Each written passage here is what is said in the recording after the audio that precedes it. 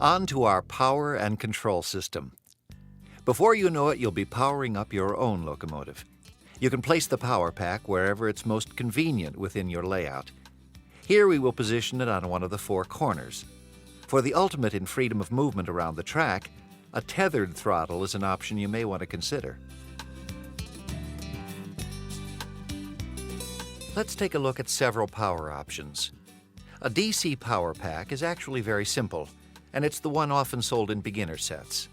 Electrical current flows from the power pack through one of the rails into the motor of the locomotive and back out the other rail, returning to the power pack. This completes the circuit. There's a power switch with your basic on-off settings, a direction switch that will take your train either forward or reverse, and the throttle to control the locomotive's power or speed.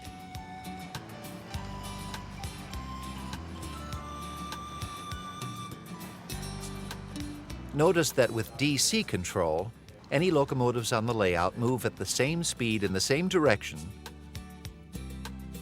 even if you turn one of the engines around.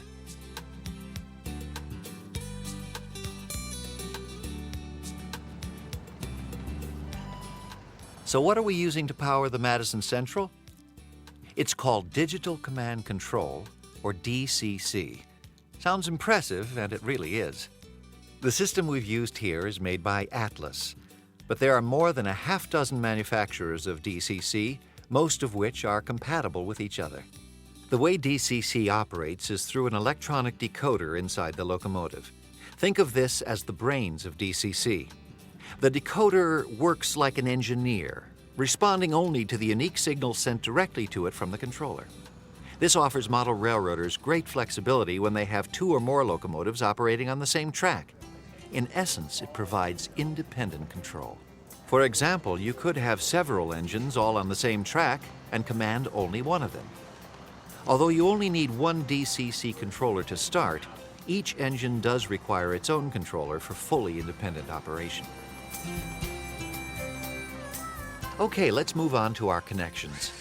To do this, we'll simply drill a 1/4 inch hole where the feeder wires exit our track and run them down through the hole. Then we'll drill a second hole next to our controller and run the feeder wires back up. We'll mount the transformer under the table to make things look nice and clean.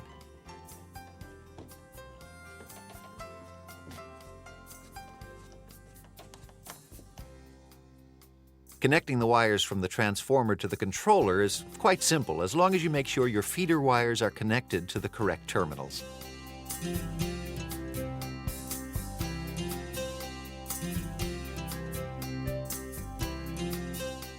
Be sure to read the instructions that come with your power and control system.